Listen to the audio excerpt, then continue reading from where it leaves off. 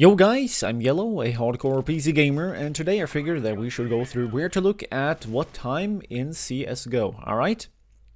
So, when you play this game, you want to look at a lot of different places, mainly with your eyes. Pretty basic stuff, however it gets incredibly technical rather quickly. So, as you can see, my crosshair, it have a lot of a kind of sort of gap in the middle. The reason for this is because of how the perfect theoretical bullet would just come out from the exact middle of the screen, which is why I want to have that section open so that I can look through out itself, depending on time and place, even though again, it naturally obviously also requires a lot of practice if you want to get decent at this game in any sense. Now, a fun little coincidence, I have no clue, is that Rain and JCam from Norway, my country, they actually also have this kind of sort of gap with their crosshair. Now, they got green, color doesn't necessarily matter. I took it a step further though, it's why I have mine transparent, which allow me to have a little bit more control in terms of what I see. The actual crosshair won't block it off. So yeah, as you can see, I double dinked the guy there. That was because I saw the tip of his head, you know. It makes those kind of shots easier because the crosshair won't be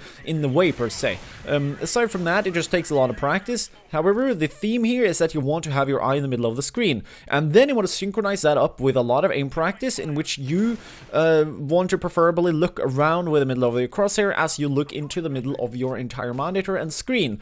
The reason for that is kind of obvious. Our eyes have the most detail when you look at anything with the exact middle, so you want to have that middle in the middle of your screen, and thus you can be able to detect pixels better and those opponents that you want to shoot better. And from there on out, it all comes down to practicing mechanics and the game. However, there are other things that you want to take a look at as well in this game, and depending on time and place, it's gonna change per se. Health and ammo count is also gonna be incredibly important, as well as to verify or detect the verification of a kill. This can be done in multiple different kinds of ways, but the two most prevalent will be to physically see the guy fall over, which is something that I react incredibly quickly ontowards. But then again, I played thousands of hours of first-person shooters, so go figure, I got that stuff automated. However, looking top right, detecting the red text of you getting an assist or a kill, or the physical kill itself by taking a look at the kill feed, pretty good stuff to do as well. So yeah, there's that. Aside from that, I actually developed an indirect annoying habit of assuming that enemies would be dead after a particular amount of sprays. Sadly, I've had to throw that habit away because in CSGO the bullets are just way too random, which I sort of don't like, because it just proves that, alright, even though again I might do a spray that is incredibly accurate and you should then be able to assume that you get the kills, suddenly it's not the case, even though again you get like thousands and thousands and thousands of kills, like tens of thousands. But yeah, that is just CS for you. From there on out, you want to take a look at a couple of other things as well. That would be the timer, mainly, I would say. Reason for that is because it all kind of mixes in with game sense planning and such things. Actually, the same kind of reasoning lies behind looking at your health and ammo count as well.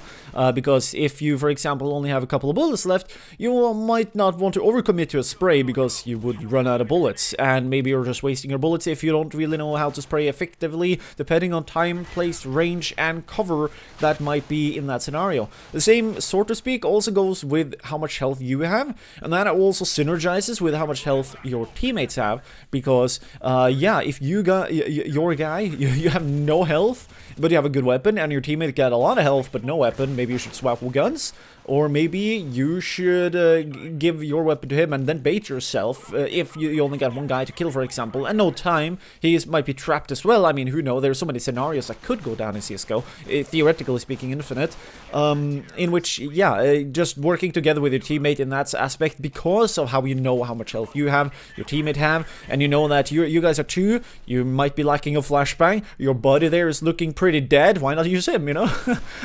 To a certain degree it works though, if baiting your teammates have some kind of tactical advantage towards yourself, even though again you need to still be able to reliably execute such things, which is where tuning your setup so that it works, in which you can do it in whatever kind of way you would. I mean, most ways in which you might think of, they will work, alright? You don't need my crosshair, you don't need my sensitivity. It doesn't make any fucking sense in that sense, because we're all physically made different, which is why a lot of pro players, they're just using their old stuff, and they're practicing those kind of aspects more and more with their settings, with what they're used do more, and with their view models and shit, like, it doesn't really matter. In the end of the day, if you just get incredibly consistent at these things, and you do them, and you teach your eyes to do these things on autopilot, that is, so to speak, when you truly get really good at these things, even though, again, they might seem insignificant. The reason for that is twofold. One, you become efficient at getting this information, allowing you to make these decisions quicker, and thus make new decisions even quicker, almost as if you master chess, for example. It's essentially the same thing you want to get across and thus master.